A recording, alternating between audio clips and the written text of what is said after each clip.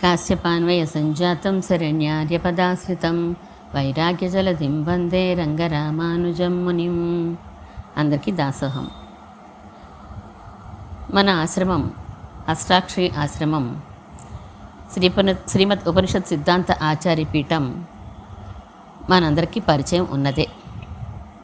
ఒక్కొక్కరికి ఆశ్రమం పెట్టినప్పటి నుంచి పరిచయం ఉన్నది. కొంతమందికి తర్వాత కాలంలో పరిచయాలు ఏర్పడి ఉంటాయి. తర్వాత కాలాల్లో కూడా పరిచయాలు ఈ మధ్య కాలంలో ఏర్పడిన వారు కూడా ఉంటూ ఉంటారు. కానీ మన ఆశ్రమం గురించి, ఈ ఆశ్రమం ఎలా వచ్చింది, మన ఆచార్యుల వైభవం ఏంటి, మన ఆచార్యుల గురించిన విశేషాలు ఇవన్నీ తెలియజేస్తూ విజయవాడకి చెందిన శ్రీభాష్యం జగన్నాథాచార్యులు గారు అనేవారు భగవత్ సాక్షాత్కార వైభవం అనే కోశాన్ని రచించారు. మన ఆశ్రమం తరపున ప్రింట్ కూడా చేయించారు. 2015లో ప్రింట్ అయింది ఈ కోశం. భగవత్ సాక్షాత్కార వైభవం. ఈ ఉపనిషత్ సిద్ధాంత ఆచార్య పీఠం అనేది చారిటబుల్ ట్రస్ట్ కదండి. ఇది 1995వ సంవత్సరంలో భాద్రపద మాసంలో అనురాధ నక్షత్రయుక్త సప్తమి నాడు శ్రీమాన్ నేతి తిరుపతి గారు అనేటువంటి ఆస్తిక మహాశైల గృహంలో మన ఆచార్యులు పరమహంస పరివ్రాజకాచార్య శ్రీ శ్రీ శ్రీ త్రిదండి శ్రీ రంగరామానుజీయ స్వామివారి సంకల్పంతో సంకల్పాన్ని అనుసరించి ప్రారంభించబడింది. కొంత కార్యక్రమాలు జరిగాక 1996వ సంవత్సరంలో కాకినాడకు దగ్గరలో ఉన్న వేమవరం అనే గ్రామ పొలిమేరల్లో జామకాయలతో జంక్షన్ అంటాం కదా, అక్కడ శ్రీమన్నారాయణ అష్టాక్షి క్షేత్రము అనే ఆశ్రమం వెలిసింది.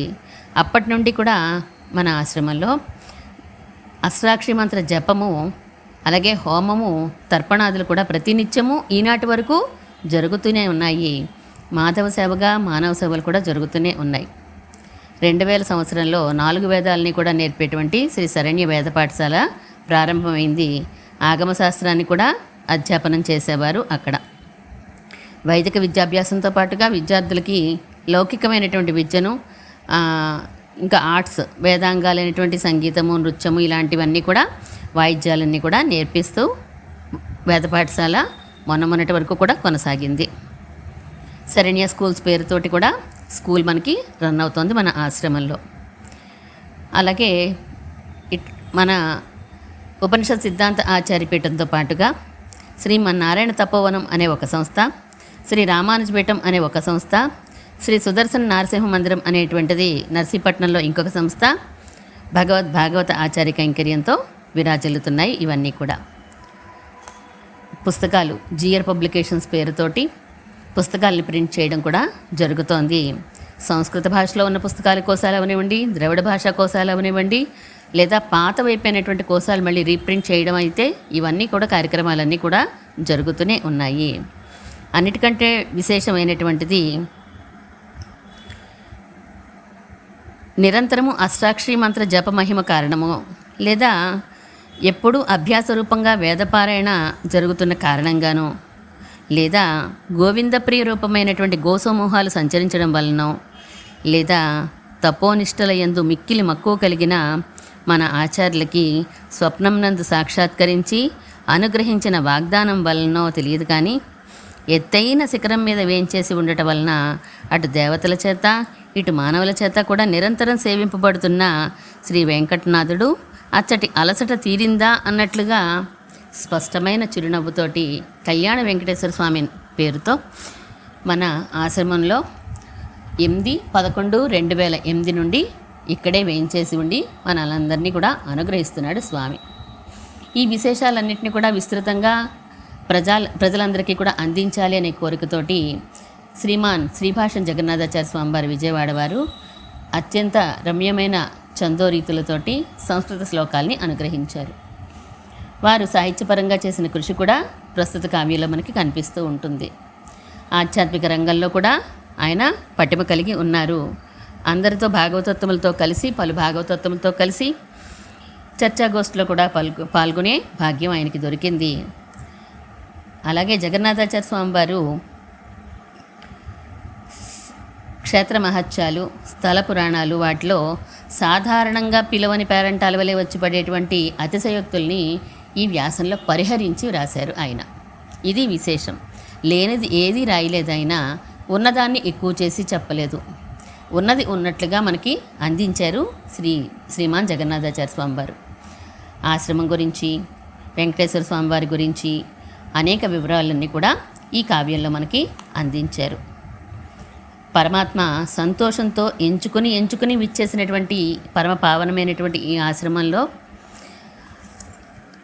ఎంతోమంది భక్తులు వచ్చి నిత్యము స్వామిని సేవించుకొని అక్కడ దట్టంగా అలుముకొని ఉన్నటువంటి అష్టాక్షరి మంత్ర తరంగాలని అనుభవిస్తూ ఉంటారు, ఆనందాన్ని పొందుతూ ఉంటారు.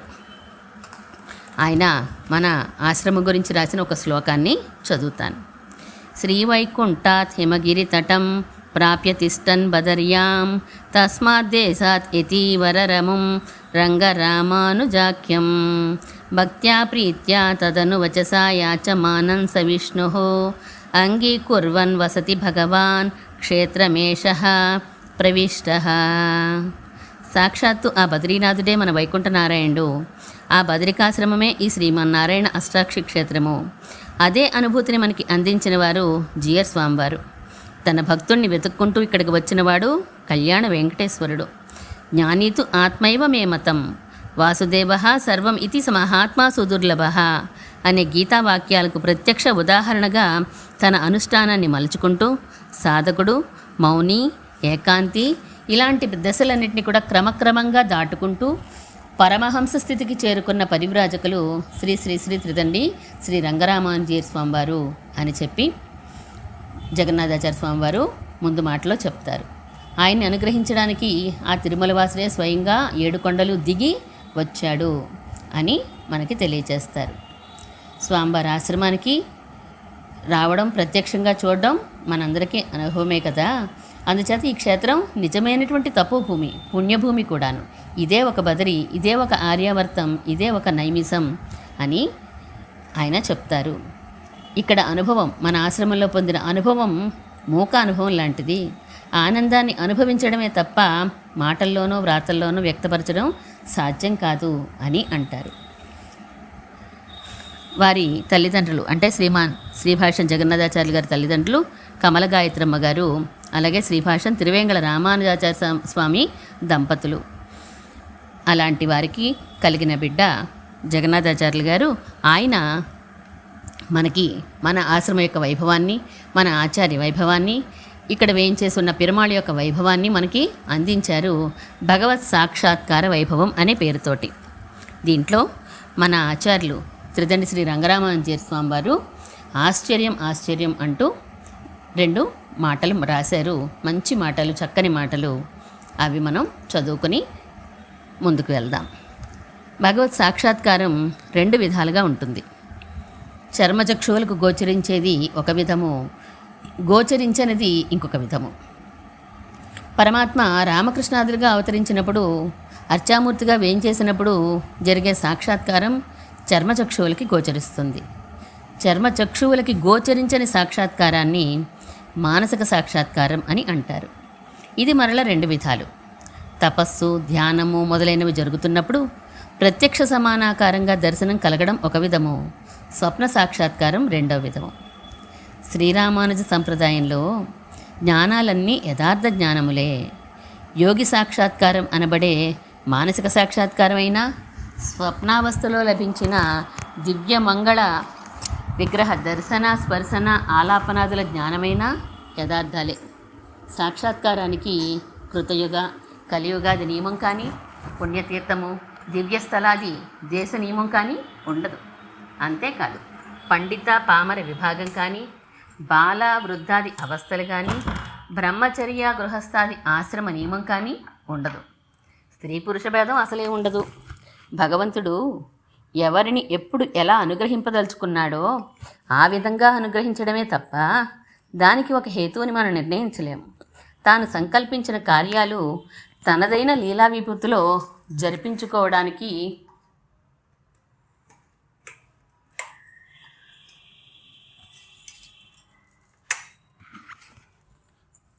తనదే సుర, అసుర, నర, తిర్యక్ అలాంటి నిమ్నోన్నతాలను పరిగణించకుండా తన దివ్యమంగళ విగ్రహ దర్శనాన్ని కటాక్షిస్తూ ఇతిహాస పురాణాలలో అనేక పర్యాయాలు ప్రస్తావించబడడం మనమందరము ఎరిగినదే. శ్రీమన్నారాయణ అష్టాక్షి క్షేత్రం అనబడే ఒకానొక స్థల విశేషాన్ని తనకు ఆవాసంగా మలుచుకొని అనుగ్రహ వర్షాన్ని కురిపించడానికి దాసుణ్ణి ఒక ఉపకరణంగా స్వీకరించిన పరమాత్మ ఔదార్యానికి మాటిమాటికి ఆశ్చర్యచకితులను అవుతూనే ఉన్నాను అని మన ఆచార్యులు శ్రీ శ్రీ శ్రీ త్రిదండి శ్రీ రంగరామాంజీ స్వామి వారు ఆ కోసం యొక్క ముందు మాటగా ఇచ్చారు. పరమాత్మ ఆశ్రమంలో మన చర్మచక్షువులకి గోచరించే విధంగా వేంచేసి ఉన్న విధానాన్ని చెప్పారు. మనకి సాక్షాత్కారం ఎలా ఉంటుందో కూడా మనకి తెలియచేశారు. అలాగే భగవత్ సాక్షాత్కార వైభవంలో శ్లోకం ఇచ్చారు. జగన్నాథాచార్య స్వామి వారు రాసిన శ్లోకం ఇచ్చారు. అలాగే దాని తాత్పర్యం ఇచ్చారు. పక్కన దానికి సంబంధించిన ఫోటోలు కూడా మనకి అనుగ్రహించారు. ఈ కోశాలు శిష్యులందరి దగ్గర ఉంటాయి. కాకపోతే ఒక్కసారి జపం జరుగుతోంది కాబట్టి మన ఆశ్రమం యొక్క గొప్పతనం కూడా మనం ఒక్కసారి స్మరించుకుందాం అనే ఉద్దేశంతో ఈ ప్రయత్నం చేయమని భాగవతోత్తమరాలు ఆజ్ఞాపించారు ఒక ఆమె. ఆ ఆజ్ఞగా ఇది చదవడం జరుగుతోంది. తప్పుల్ని మన్నించండి. భారతదేశానికి ఉత్తర దిశ యందు హిమవంతము అని పేరు గల దేవతా స్వరూపమైన పర్వతరాజం కలదు. ఉన్నతమైన ఆ పర్వత పుణ్యభూముల యందు మహామహిమాన్వితమైన బదరీ క్షేత్రం విరాజిల్లుతోంది. ఆ క్షేత్రమునందు శ్రీమన్నారాయణమూర్తి తానే స్వయముగను తనదే అయిన రూపము గల నరునితో కూడా కలిసి శ్రేష్టమైన పర్వతాకారములను ధరించి అష్టాక్షి మహామంత్రరాజమును అనుష్ఠించుచు లోక సంరక్షణ కార్యమును సదా నిర్వహించుచున్నాడు. ఆ పవిత్ర భూమి హేమంత ఋతువు ప్రారంభము నుండి రమారమి 6 మాసముల కాలము వర్షపాతము, దట్టమైన మంచు పడడం ఇలాంటి వాటి వలన మానవ మాతృలు సమీపించడానికి నివసించడానికి కూడా శక్యం కాదు. ఇట్లుండగా ఆర్యావర్తమను పేరు పొంది మునీశ్వరులు వైరాగ్య సంపన్నులు అయిన మహాత్ములు ఎల్లప్పుడూ సంచరించుచుండు వింధ్య హిమాలయ మధ్య ప్రాంతాన్ని ఆయా దివ్యదేశములను సందర్శించుటకు దక్షిణ దేశము నుండి భగవత్ సేవాభాగ్యము కలిగిన ఒక యతివరులు బయలుదేరిరి. ఆ మునీంద్రులు కాకినాడ నుండి ప్రయాణమై సుప్రసిద్ధమైన బదరీ క్షేత్రమును చేరి నరనారాయణ పర్వతములను దర్శించి అచ్చట శ్రీమద్ అష్టాక్షి మహామంత్ర జపమును సంకల్పించిరి. ఆ మునివరులు అలకనంద అనుబడు గంగానదీ తటమును గల ఆ పుణ్యభూమి యందు మనోవ్యాపారములను నియమించి తదేక దీక్షగా శ్రీమన్నారాయణమూర్తిని ధ్యానించుటలోనే కాలం గడుపుచూ ఉండగా వర్షపాతము వలనను మంచుతో కప్పబడుట వలనను 6 మాసములు ఆ దివ్యక్షేత్రమును విడిచి వెళ్ళవలెనని తెలుసుకొని చింతాక్రాంతులయ్యారు ఆ మునివరుడు. పవిత్ర భారతదేశమునందు గల అనేక పుణ్యక్షేత్రాలను సేవించాము. కానీ ఇలాంటి కాలనియమం అంటే 6 మాసాలు మాత్రమే దర్శనం అనే పరిమితి చిత్రంగా ఉన్నదే అని కలత చెందారు. అట్టి స్థితి యందు ధీమంతులైన మునీంద్రులు శ్రీమన్నారాయణ్ణి నిరవధిక కృపాగుణమును స్మరించి దానిని ప్రజలు పూర్తిగా పొందలేకపోవచ్చున్నారే అని తలచి లోక కళ్యాణం కొరకై అనుగ్రహించమని బద్రీనాథుని ప్రార్థించారు. దయార్ద్ర హృదయుడైన శ్రీమన్నారాయణ్ణి కటాక్షము చేత ఆ విధముగా ప్రార్థించుచున్న కాకినాడ యతీంద్రుల మనస్సులో ఒక మహోన్నతమైన సంకల్పము ఉద్భవించెను. బదరీ క్షేత్రము వలె శ్రీమంతమైన వేరొక అష్టాక్షి క్షేత్రమును సమశీతలములుగా ఉండు ప్రదేశములో తాము స్వయముగా నిర్మించవచ్చునని వారు భావించిరి. అట్టి ప్రదేశము సమకూడిన ఎడల దేవదేవుని మనస్సులో స్థిరముగా నిలుపుకొని జపహోమ తర్పణాది సాంగముగా శ్రీమద్ అష్టాక్షి మహామంత్ర పునశ్చరణను సర్వకాలములయందు ఆసక్తి కలవారందరూ చేసుకొనవచ్చునని తలచిరి. ఆ యతివరులు క్రమంగా తీర్థయాత్రలు చేస్తూ అష్టాక్షి క్షేత్రము నెలకొల్పుటకు అనువైన స్థానమును యోచించుచు యాదృచ్ఛికముగా ఆంధ్రదేశమునందలి గోదావరి తీరమును చేరుకొనిది. అచ్చట కాకినాడకు కొలది దూరములోనే వేమవరము అనే అందమైన పుణ్యమై సర్వసమృద్ధమైన గ్రామసీమ కనపట్టెను.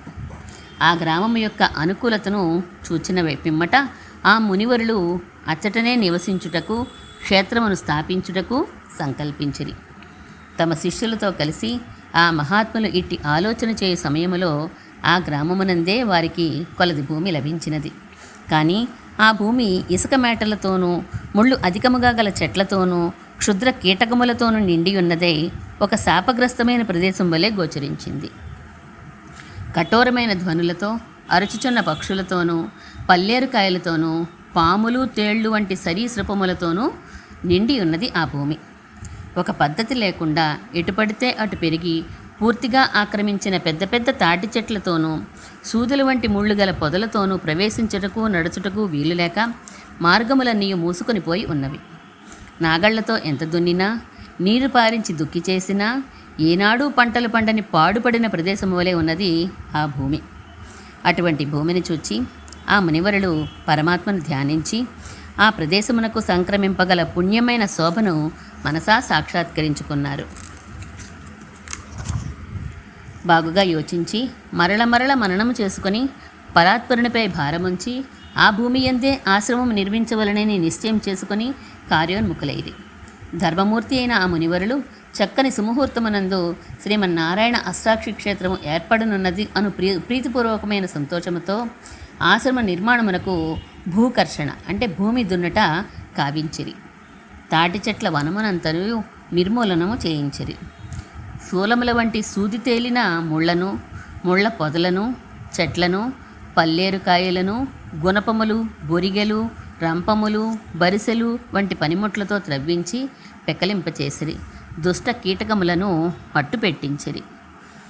నాగళ్లతోనూ పలుగులు పారలతోనూ మరల మట్టినంతటిని దున్నించి పెల్లగించి తిరగవేయించి ఎత్తుపల్లములు సరిచేయించి నిర్మాణములకు నివాసములకు యోగ్యమైనదిగా చేయించారు. తాపసులు నివసించుటకు అనుగుణముగా ఒక కుటీరమును నిర్మింపచేసి వైదిక ప్రక్రియతో శుద్ధి చేయించి వాస్తుమంత్రములతో పవిత్రమైన స్థలముగా ఏర్పరిచారు. శ్రీ భూగోదా సమేత శ్రీమన్నారాయణమూర్తిని, భగవద్ రామానుజులను, శటగోపులను, మనవాళ్ల మహామునులను, మంగళాశాసనము చేయుటకు మహానుభావులైన విష్ణుచిత్తులను ప్రతిష్ఠించి ప్రీతితో ఆరాధించి తమ ఆచార్యుల సమ్మతితో అచ్చట నివసించుటకు ఉపక్రమించిరి. శ్రీమద్ అష్టాక్షి మంత్ర ప్రతిపాద్యుడు జగద్గురువు అయిన శ్రీమన్నారాయణ్ణి సంస్థాపించి ఆ మునివరులు తాము కృతకృత్యులైనట్లు భావించిరి. ఆ విధముగా అవతరించిన భగవంతుని వైకుంఠ నారాయణ నామధేయముతో స్తోత్రము చేసి శ్రీమద్ అష్టాక్షి క్షేత్రము ఆవిర్భవించినని మిక్కిలి సంతోషంతో ఉద్ఘోషించిరి. క్షేత్ర నిర్వహణార్థము శ్రీమద్ ఉపనిషత్ సిద్ధాంత ఆచార్యపీఠము అని పేర ఒక పీఠమును భక్తులు, శిష్యులు, హితులందరితో కలిసి సంస్థాపనం చేసిరి. ఆ క్షేత్రమనందే తాము స్వయముగా అష్టాక్షి మహామంత్ర జపము చేయుచు తపమాచరించుచు సంతోషముతో నిండిన మనసుతో ఆ మహాత్ములు శోభిల్లుచుండిరి. ఆ మునీంద్రుల అభిప్రాయమును ఎరిగి నియమనిష్టలతో భక్తి శ్రద్ధలతో అత్యంత క్రమశిక్షణతో వారి ఆలోచనలకు తగినట్లు మెలుగు శిష్యవర్గము, ఆ మహాత్ముల నడవడియందు ప్రీతి, వారి తపోమహిమయందు అనురక్తి, వారి యందు ప్రకాశించు సత్యము, శౌచము, సమయపాలన, ఔచిత్యము, దయ ఇత్యాది అనేక గుణములచే ఆకర్షింపబడి వారిని అనువర్తించువారును, వారి ఆజ్ఞానువర్తులే కార్యక్రమ నిర్వహణకు అవసరమైన మంచి చెడ్డలను సరిగా విచారణ చేయువారును అగు వైద్యులు, వ్యాపారులు, విద్వాంసులు, రైతులు, ఇంజనీర్లు, సంఘములోని ప్రముఖులు వంటి అన్ని రంగముల వారు ఆ మునివరులను అనునిత్యము సేవించుచుండిరి. వారందరూ యతివరుల ఆలోచనలను అనుసరించి ఆశ్రమం యొక్క నిర్వహణను, ఆదాయపు వనరులను, వ్యయముపై నియంత్రణను, ధర్మకార్యముల ఆచరణను సమన్వయం చేసుకొనుచు నిపుణముగా నిర్వర్తించుచుండిరి. దినదిన ప్రవర్ధమానమై అష్టాక్షి క్షేత్రమనెడు నామముతో ప్రసిద్ధమగుచున్న ఆశ్రమమును తన వైభవమును అందరికీ ఎరుకపరచుచు నానాటికి అనేకులకు ఆరాధ్య దైవముగా వెలుగొద్దుచున్న వైకుంఠనారాయణ స్వామిని కనుగొని ఆ యతివరులు సంతృప్తి చెందిన మనస్సుతో ఆనందమును పొందిరి. శ్రీ స్వామివారు క్రమముగా తమను ఆశ్రయించిన వారికందరికీ వారి వారి యోగ్యతలని అనుసరించి నియమవర్తన పరీక్షలలో ఉత్తీర్ణులను గావించి మంత్ర కౌరమునకు తగిన దీక్షను ప్రమాణపూర్వకముగా ధరింపచేసి వారికి ఆ మంత్రరాజమును ప్రసాదించి వారి చేత యథావిధిగా జపయజ్ఞములను చేయించి శ్రీమన్నారాయణ అష్టాక్షి క్షేత్రమును బదరీ క్షేత్ర సమానమనున్నట్లుగా వనరించేది. ఈ విధముగా నిరతము యతివరుల శిష్యుల ధర్మవర్తనము, జప తపములు, ప్రీతిపూర్వక ఆరాధనాది క్రియలు, హోమములు మొదలగు వాటితో ఆశ్రమము ఆర్యావర్తము వలె భాషించుచున్నది. వృద్ధి పొందుచు మహిమాన్వితమగుచున్న ఆ క్షేత్రమును చూచి ఆశ్రమవాసులు, హితైషులు, భృత్య శిష్యవర్గం అందరూ కూడా యతివరుల పూర్వగాథను, తపోనిష్టను తెలుసుకొనవలెనను ఆసక్తి కలవారయ్యారు. అచ్చట చేరిన వారి మనోభావమును ఎరిగి యతివరుల శిష్యులలో వృద్ధుడు, ఆప్తుడు, స్నేహితుడు, ఆయన యందు అనురక్తుడు అగు ఒక మహనీయుడు పూజ్యమైన యతివరుల గాథను ఈ విధంగా కీర్తించెను. అతడు మునివరుల అనుజ్ఞను పొంది పుణ్యగాథను స్మరించుడు చేత కలిగిన ఆనందముతో ప్రసన్నమైన ముఖము కలవాడై సమకూడిన జనులను ఉద్దేశించి వృత్తాంతమును చక్కగా చెప్పుటకు ఆరంభించెను. యతివరులు అవతరించిన వంశం యొక్క మూలమును, మహత్వమును, వారి స్పృహణీయమైన ఇతివృత్తమును, అద్భుతమైన తపోనిష్టను అతి విస్తరము లేదా అతి క్లుప్తము కాక చెప్పసాగెను. ఆంధ్రదేశములో ఈశాన్య దిశలోనున్న మహేంద్రగిరి పర్వత శ్రేణులకు చెందిన ఏకశిలా పర్వత పాదముల వద్ద చంపానదీ తీరమునందు విశాలమైన భూమిలో శ్రీరామచంద్రమూర్తి యొక్క పుణ్యక్షేత్రము కలదు. ఆ క్షేత్రమునందు దయాసముద్రుడు, ఉదారశీలి, పురుషోత్తముడు, సాకేతవాసి, సూర్యవంశంలో జన్మించినవాడు అగు శ్రీరామచంద్రుడు శోభాయమానంగా సీతాదేవితోనూ శేషాస సంభూతుడైన లక్ష్మణస్వామితోనూ కలిసి మహాతేజస్సుతో విరాజిల్లుతున్నాడు. ఆ తీర్థరాజమునందు సదాచార సంపన్నులు, పరిశుద్ధమైన అంతరంగము కలవారు, సద్బ్రాహ్మణ వంశముల వారు, ఆచార్య పురుషులు, ఇతర కులములకు చెందిన సాధు మనస్కులు, భక్తజనులందరూ నివసించుచున్నారు. ఆ దివ్యక్షేత్రము శ్రీరామచంద్రమూర్తి నివసించుచుండుటచే శ్రీరామతీర్థము అను పేర ప్రసిద్ధమైనది. ఆ దేశమునకు అధిపతి అయిన మహారాజులకు ఆచార్యులు, ఆచార్యులలో శ్రేష్ఠులు, సర్వజన పూజనీయులు, పుర ప్రముఖులు, శ్రీ వైష్ణవ సత్కుల సంజాతులు, ధీమంతులను అగు సంపత్కుమారాచార్యులు అను అయ్యవార్లంగారు అచ్చట నివసించుచు మహాసమర్థముగా ఆ క్షేత్ర నిర్వహణను గావించుచు రామచంద్ర ప్రభువును రక్షించుచూ సేవించుచుండిరి. వారి వంశములో ఉభయ వేదాంత పారగులైన మహాత్ములు కుమార వెంకటాచార్యులయ్యవార్లంగారు అనబడు మహనీయులు ఉద్భవించిరి. ఆ కాలములోనే ఆ రామతీర్థ క్షేత్రమునందు కాశ్యప వంశమునందు జన్మించి మంచి మనస్సు కలిగి బుద్ధిశాలి అయి మహాతేజోవంతులు అయిన రంగాచార్యులు అనువారు నివసించుచుండిరి. వారి జ్యేష్ఠ కుమారులు శరణ్యాచార్య స్వామివారు సుగుణములకు ఒక నిధి. బాహ్య అంతఃకరణముల ఇంద్రియముల ప్రకోపం ఎరుగని శాంతులు, దాంతులు, మంచి విద్వాంసులు, విచక్షణాయుతమైన బుద్ధి కలవారు, సుప్రసన్నమైన మనస్సు, ముఖవర్చస్సు కలవారు మహాత్ములైన ఆచార్యవర్యులు. కరుణాసముద్రులైన శ్రీ శరణ్యాచార్య స్వామివారు తమ తండ్రి గారు శ్రీ రంగాచార్య స్వామివారిని ఆశ్రయించి పంచ సంస్కారములను పొంది తమ భ్రాతృ సమానులైన శ్రీ కుమార వెంకటాచార్యులయ్యంగ వార్ల వద్ద పదసన్నిధిలో ద్రవిడ వేదాంతమును అధికరించి అనేకులకు శిష్యులకు మంత్రార్థములను వేదాంత విద్యలను అనుగ్రహించుచుండిరి. విద్వాంసులైన శ్రీ శరణ్యాచార్య స్వామివారు కస్తూరి రంగాచార్యులు అను ఒక మహార్ఘమైన రత్నము వంటి జ్యేష్ఠ కుమారుని పొందిరి. అనేక కళ్యాణ గుణములు కలిగిన ఆ కుమారుడు దినదిన ప్రవర్ధమానుడై విద్యలను బాగుగా అభ్యసించి పరమాణు భౌతిక శాస్త్రమునందు పరిశోధన చేయసాగెను.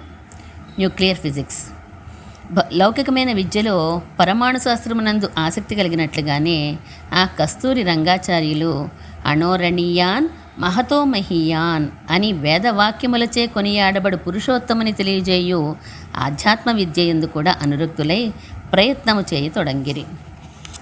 వారు లౌకిక సాంసారిక వ్యాపారములపై వైరాగ్యము జనింపగా తమ లక్ష్యమును నిశ్చయముగా ఎరిగినవారై గృహస్థాశ్రమ ధర్మములను విడిచిపెట్టి భూపరిక్రమణ చేయుచు యోగాభ్యాసముతో జప తపములను ఆచరించి క్రమముగా శ్రీ త్రిదండి శ్రీ రంగరామానుజీయర్ స్వామి వారు అనబడు నామధేయముతో పరమహంస పరివ్రాజకాచార్యులుగా అవతరించిరి. శ్రీ జీయర్ స్వామివారు తమ ఉత్తారకాచార్యులైన శ్రీ శరణ్యాచార్య స్వామివారి శ్రీచరణ సన్నిధిలోనే సాంగముగా ద్రవిడ వేదాంత రహస్య గ్రంథములను ఆళ్వార్లు కటాక్షించిన దివ్య ప్రబంధముల వ్యాఖ్యానములను అధ్యయనం చేసిరి. ధీమంతులైన శ్రీ స్వామివారు మరల జిజ్ఞాసతో సంస్కృత వేదాంతమునకు మూలమైన భగవద్ రామానుజ విరచితమైన శ్రీభాష్యమును బ్రహ్మసూత్ర భాష్యమును మహామహోపాధ్యాయులు, ప్రవచన శిరోమణి, మహావిద్వాంసులు, ఆచార్యవరేణ్యులు అయిన శ్రీభాష్యం అనంత అప్పలాచార్య స్వామి వారి కృపావిశేషము చేత అధికరించి ఉభయ వేదాంత ప్రవర్తకులై విరాజిల్లిరి. అట్టి మహామహిమోపేతులైన శ్రీ రంగరామానుజీయర్ స్వామి వారే శ్రీమన్నారాయణ అష్టాక్షి క్షేత్రము సంస్థాపించిన పూజనీయులైన మునివరులు. వీరే కాకినాడ జీయర్ స్వామివారు అని కూడా ప్రసిద్ధి పొందిరి.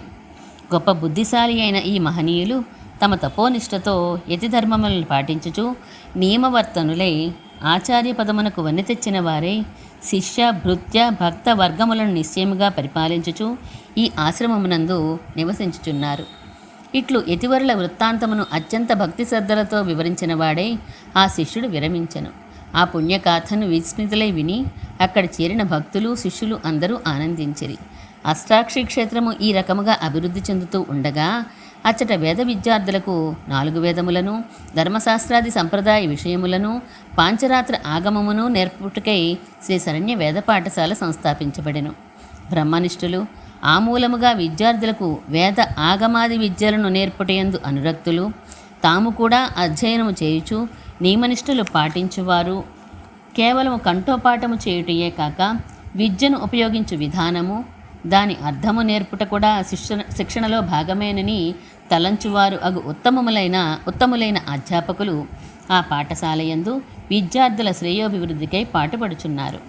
బుద్ధిమంతులు, వినయశీలురు, విద్యార్జనలో ఆసక్తి గలవారు అగు ఆ పాఠశాల విద్యార్థులకు సమకాలీన సమాజం యొక్క రీతులను వ్యవహారములను తెలుపుట కొరకే వారికి లౌకిక ఆధునిక విద్యను కూడా నేర్పుచున్నారు. అష్టాక్షి మహామంత్ర హవనము వంటి హవనముల కొరకు ఒక శాశ్వతమైన యాగశాల ఏర్పాటు చేయబడినది. అచ్చటి నిత్యము శ్రీమన్నారాయణపరమైన హోమములు జరుగుచున్నవి. అనుదినము 10,000 సంఖ్యాత్మముగా అష్టాక్షి మహామంత్ర జపము, అందులో 10వ వంతు హోమము, అందులో 10వ వంతు క్షీరతర్పణము శ్రీ వైకుంఠనారాయణ పెరుమాళ్ను ఉద్దేశించి జరుగుచున్నవి. శ్రీమద్ అష్టాక్షి హవనము చేయటం వలన ఉద్భవించిన పుణ్యమైన హోమధూమమును ఆఘ్రాణించి పాపములను పోగొట్టుకొని నిర్మలమైన మనస్సు కలవారే లక్ష్మీదేవిని కూడా ఆశ్రయించి విశేషమైన ఫలములను భక్తులు పొందుచున్నారు. భక్తుల తదీయారాధన, యజ్ఞప్రసాద స్వీకరణ, భోజనముల కొరకు భారద్వాజ కుటీరము అన్న పర్ణశాల శాశ్వతముగా ఉండునట్లు నిర్మింపబడినది. పలు విధములైన అన్న భక్ష్యాదులను శుచిగా, రుచిగా, శుద్ధమైన ఆవునేతితో తయారు చేసి భగవంతునికి అమితమైన భక్తి శ్రద్ధలతో అర్పించి ఆ శేషప్రసాదమును పరమ ప్రీతితో భక్తులు ఆరగించుచున్నారు. ఆశ్రమములో అమ్మగారు అను పేర అందరి చేత గౌరవముగా పిలువబడి శ్రీ స్వామివారి కన్నా వయసులో పెద్దయ్యై సాత్వికమైన వర్తనము కలిగి కాషాయాంబర ధారిణి అయి తాపసికురాలైన స్త్రీమూర్తి నివసించుచున్నారు. అమ్మగారు అని పిలువబడే ఆమె పుణ్యమైన దర్శనము కలదై ప్రసన్నమైన వదనముతో చిరునవ్వుతో శ్రీ జీయర్ స్వామివారి అభిమతమును అనుసరించి ఆశ్రమము యొక్క దైనందిన వ్యవహారములను పర్యవేక్షించుచున్నారు. ఆమె వేద విద్యార్థులకు తల్లి, తండ్రి సర్వము తానై వారి శ్రేయోభివృద్ధిని కోరుచు శ్రీ స్వామివారి చేత కూడా గౌరవింపబడుచు అందరి చేత నమస్కరింపబడుచున్నారు. తల్లి తన స్వంత పుత్రులను పెంచుకుని విధముగా ఆమె వేద విద్యార్థులను రేయింబవళ్ళు కనిపెట్టుకొనుచు బాలకులు సాత్వికమైన వర్తనము కలవారుగాను వినయ విధేయతలు కలవారుగాను మెలగనట్లు వారికి ప్రీతికరమైన విధముగా బోధించుచు వారి యోగక్షేమములు కోరుచు వారి అభివృద్ధికి సంతోషించుచు సంరక్షణ చేయుచున్నారు. ఆమె విద్యార్థుల హితము కోరి వారికి ఇష్టమగు అన్నపానీయములను ఆయా సమయములలో ఏర్పాటు చేయుచు ఇతర అవసరములను గమనించుచు మృదువైన గుణభాషణములతో తల్లి వలె పూజ్యురాలగుచున్నారు. అమ్మగారు అతిథి అభ్యాగతులను ప్రియముగా ఆహ్వానించుచు వారికి భోజనము, వసతి మరియు ఇతర అవసరములకు తగిన ఏర్పాట్లను స్వయముగా పర్యవేక్షించుచు చల్లని ఆదరపూర్వకమైన మాటలతో వారిని సేవించుటయే కర్తవ్యముగా భావించుచు శ్రద్ధతో నిత్యము గమనించుకొనుచున్నారు. భగవద్భక్తులై వైదికులైన శ్రీ వైష్ణవ స్వాములచే షడ్రసోపేతముగా చతుర్విధములైన భక్ష్యములు, భోజ్యములు మొదలగు వాటిని ఆశ్రమములో శ్రీ వైకుంఠనారాయణ పెరుమాళ్ళ నైవేద్యమునకు నిత్యము ఆమె తయారు చేయించుచున్నారు. 4 వర్ణములకు చెందినవారు కూడా మునివరులయందు అనురక్తులై మిక్కిలి భక్తి శ్రద్ధలతో ఆశ్రమమును సందర్శించి దేవదేవుని సేవించి పులకితగాత్రులై హర్షమును పొంది ధన్యులగుచున్నారు. ధర్మాచరణ, సమధమాది నియమములు అలవర్చుకొనుట, భక్తిగా సేవ చేయుట, ఆచార్య కైంకర్యము, మోక్ష సంపాదన వంటి పలు ఉద్దేశ్యములతో ఆశ్రమ పుణ్యభూమికి భక్తజనులు వచ్చుచున్నారు. ద్రవ్యయజ్ఞములు, తపోయజ్ఞములు, దానయజ్ఞములు, స్వాధ్యాయ జ్ఞానయజ్ఞములు యజ్ఞములు అన్నీ శ్రీకృష్ణ భగవానుడు భగవద్గీతలో ఉపదేశించిన విధంగా అచ్చట ఆచరించబడుచున్నవి. సంధ్యావందనము, వేదపఠనము వంటి విద్యార్థుల అధ్యయనములతోనూ, అర్చకవరుల స్తోత్రమంత్రములతోనూ, భక్త బృందముల గోవిందనామ సంకీర్తనలతోనూ ఆశ్రమ పుణ్యభూమి వినసొంపైన స్వరములతో అలరారుచున్నది. వేణుగానములు, వేదఘోషలు, కపోతవర్ణము కలిగిన హోమధూమములు, ఆవునేయి హవిస్సు, యజ్ఞవృక్షముల సమిదలు హోమము చేయటం వలన సంభవించిన సుగంధము వంటి వాటితో జ్ఞానేంద్రియములన్నింటికీ విందు భోజనము వంటి దృశ్యములు మనస్సును ఆహ్లాదపరుచుచున్నవి. గోవుల సంరక్షణ కొరకు గోశాలలు గోపాలకులచే నిర్మింపబడినవి. అధిక సంఖ్యలో ఆవులు, దూడలు, వృషభములు, మహిషములు పాలించబడుచున్నవి. ఆవుల అంబారావములు, పాలను పితుకుట, పెరుగును చిలుకుట వంటి శబ్దములు శ్రవణపేయముగా ఆనందమును కలిగజేయుచున్నవి. ఆ గోశాలల్లో వివిధములైన రంగులు, వయస్సు గల గోవులు ముచ్చటైన తమ దూడలపై వాత్సల్యముతో అవి చేయి శబ్దములను విని తాము తిరిగి మధురముగా ప్రతి శబ్దములు చేయుచు క్షీరములను స్రవించుచున్నవి. తెలతెలవారుతూ ఉండగానే సంధ్యోపాసన కొరకు సమకూడిన బాలకులతోనూ, క్రమక్రమముగా ఆకాశమునంతటూను ఆక్రమించుచున్న పక్షుల సమూహములతోనూ, లేత సూర్య కిరణములతోనూ అందముగా ప్రకాశించుచు తూర్పు దిక్కు ధన్యురాలిగా భాషించుచున్నది. ఆళ్వార్లు అమితమైన భక్తితో ఆనతిచ్చిన పాశ్రముల అనుసంధానముతోనూ, మంగళాశాసనపూర్వకమైన స్తోత్ర పాఠములతోనూ, శ్రీమన్నారాయణమూర్తికి అర్పించుచున్న షోడశ ఉపచార అర్చనలతోనూ దక్షిణ దిక్కు ధన్యురాలిగా వెలుగొత్తుచున్నది. సంధ్యాదీపములను వెలిగించుటతోనూ, దర్శనము చేసుకొనుటకు విచ్చేసిన భక్త సంగములతోనూ, వారు ఓనర్చు భగవన్ నామోచ్చరణతోనూ, గూటికి చేరుకొనుటకు సందడి చేయుచున్న పక్షుల గుంపులతోనూ పశ్చిమ దిక్కు ధన్యురాలిగా భావించుచున్నది. ఆశ్రమవాసులైన విష్ణుభక్తులు అనునిత్యము శ్రీమన్నారాయణమూర్తిని సేవించుచు అష్టాక్షరి మహామంత్ర జపము, హోమతర్పణములతో శ్రద్ధగా చేయుచుండుటను గమనించిన ఉత్తర దిక్కు తాను ధన్యురాలిని అని ఆనందించుచున్నది. మామిడి చెట్లు, కొబ్బరి చెట్లు, ఫలవృక్షములు, పూల తోటలు పెంచబడుచుండుటచే ఆశ్రమం యొక్క శోభ ఇనుమడించుచున్నది. ఆశ్రమములోని వివిధ వృక్షములు గుబురుగాను విడివిడిగాను ఒక ప్రణాళికలో పెంచబడుచు, ఫల పుష్పములను ఇచ్చుచు, చల్లని నీడను ప్రసాదించుచు, పక్షులకు నివాసమును కలుగజేయుచు, భక్తుల శ్రమ తీరుడికై మందమారుతములు వీచుచున్నవి. భగవత్ కటాక్షమును సంపదను, స్పృహణీయమైన వృద్ధిని కలిగిన క్షేత్రమును చూచి సంతోషించిన వారే ఆకాశము నుండి సూర్యచంద్రులు ఉభయ సంధ్యలలోనూ తమ కిరణములతో అభిషేకించుచున్నారు. పుణ్యమైన ఆశ్రమమునందు పితామహుడైన చతుర్ముఖ బ్రహ్మ భగవంతుని ఎదుట నిలిచి అనేక స్తోత్రములను చేయుచున్నాడు. ఇంద్రుడు వజ్రాయుధమును ధరించి తూర్పు దిక్కును కాపాడుచున్నాడు. తక్కిన దిక్పాలకులందరూ అన్ని దిక్కులను జాగరూకతో పరిరక్షించుచున్నారు. వేత్రహస్తుడే పార్షదులతో కలిసి శ్రీ విశ్వక్సేనులు కూడా సతర్కముగా ఉండి భగవత్ కార్య అవరోధములకు విఘ్నములను తొలగించుచు, అంతటను నిస్తముగా పరీక్షించుచు ఆశ్రమ రక్షాదీక్షయందు నిత్యము హర్షమును పొందుచున్నారు. విష్ణుభక్తుల పాదధూళి వలన ఆశ్రమభూమియు, వారి స్నానము వలన జలమును, వారి భోజనమునకు ఉపయోగపడు వంటకములను తయారు చేయటం వలన అగ్నియు, వారి గాత్రస్పర్శ వలన అచటి వాయువును ధన్యతనందుచున్నవి. విష్ణుభక్తుల హరినామస్మరణతో ఆకాశము ధన్యమైనది. తమను శ్రీహరి సేవలో ఉంచుకొనుటచే భక్తులందరూ ధన్యులే. భక్త సంగములు తనను కొల్చుచుండుట చేత శ్రీ వైకుంఠనారాయణ పెరుమాళ్ కూడా ధన్యులు. భక్తుల సహవాసముతో శ్రీహరియందులగ్నమైన మనస్సు కలవై సర్వభూతములు ధన్యతను పొందినవి. శ్రీమద్ అష్టాక్షి క్షేత్ర పుణ్యాశ్రమం స్థాపించబడుటచే ఆ భూమి యొక్క పూర్వపు స్థితి అంతయు పూర్తిగా పరివర్తనము చెందినది. పూర్వము ఇసుక మేటలతో నిండి ఉన్న ప్రదేశము ఇప్పుడు హరిభక్తుల పాదధూళితో పరమ పవిత్రముగా మారింది.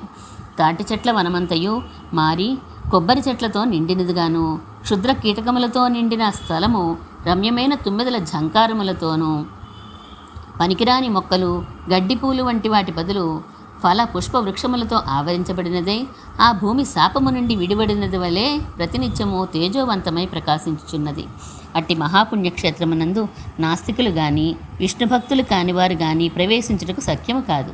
ఏ కారణము చేతనైనా మూఢత్వముతో ప్రవేశించినచో తప్పక భక్తిభావము కలవారిగా మారి ఆశ్రమము నుండి వెనుకకు మరలగలరు. ఇటువంటి కృతయుగపు లక్షణములు, ధర్మములు అత్యంత ప్రీతితో అనువర్తించబడుటచే పరవాసుదేవుడైన శ్రీవైకుంఠనారాయణులు కూడా తమ నివాసమునకు యోగ్యమైన భూమిగా ఆశ్రమ ప్రదేశమును కావించుకొనిరి. భగవంతుడు యతివరులతో కలిసి ఈ ప్రదేశమునకు వచ్చిన నాటి నుండి మాకు సర్వతోముఖమైన అభివృద్ధి కలిగినది అని ప్రజలు కథలుగా ఆ క్షేత్ర మహాత్మ్యమును చెప్పుకొనుచున్నారు. శ్రీరామచంద్రమూర్తి సందర్శనము వలె మనోహరమై శ్రేష్టమైన ధర్మములు కలిగి ఉన్న పుణ్యగాథ అయిన శ్రీరామాయణమును భక్తులు పరభక్తియుక్తులై శ్రీరామరాజ్య కాలమును మనసులో స్మరించుకొనుచు నిత్యము పారాయణ చేయుచున్నారు. శ్రీకృష్ణ పరమాత్మ యొక్క దివ్య గాథను, ధర్మార్థ కామములను ఇచ్చి మోక్ష మార్గమును సంప్రాప్తింపజేయు భాగవత కథామృతమును గోప గోపీజనుల ప్రేమరసముతో నిండిన పుణ్యచరిత్రను అమితమైన భక్తితో పఠించుచు సమ్మోదమును పొందుచున్నారు.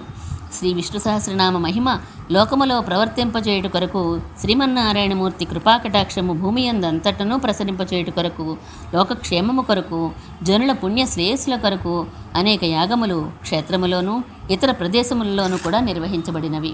బద్రీక్షేత్ర సమానమైన ఆశ్రమములో శ్రీమన్నారాయణ తపోవనము అని పేరుతో జపతపాదులకు అత్యంతము అనుకూలమైన పవిత్ర ప్రదేశము నిర్దేశించబడినది. ఆ తపోవనములో భక్తులు నిష్ఠాగరిష్ఠులై స్థిరమైన మనసుతో హరిని అనుభవించుచు నిత్యము అష్టాక్షరి మంత్ర జపము చేయుచున్నారు. నిర్మలమైన ఆ తపోవనమునందు దట్టముగా పలు రకములైన వృక్షములు అల్లుకొని తాపసికులకు నీడను, అచ్చటచ్చరా నిర్మింపబడిన వేదికలపై ఆవాసమును కల్పించుచు ధన్యులమైతిమి అను సంతోషముతో శిరకంపము చేయుచున్నవి. ఆ తపోవనమునందే మునివరులైన శ్రీ జీయర్ స్వామి వారు సదాచార సంప్రదాయ నిరతులై యతి ధర్మములను నిష్టగా పాటించుచు క్రమశిక్షణ, సమయపాలన, నియమవర్తనలను అతిక్రమించక నివసించుచు భగవదారాధనను అనుదినము చేయుచున్నారు. ఇక్కడికి మనం 100 శ్లోకముల తాత్పర్యాన్ని చదువుకున్నాం. మిగిలినది ఇంకొక భాగంగా మనం విందాం. శ్రీమన్మహాభూతపురే శ్రీమత్ కేశవ యజ్వరః కాంతిమత్యాం ప్రసూతాయ ఇతి రాజాయ మంగళం.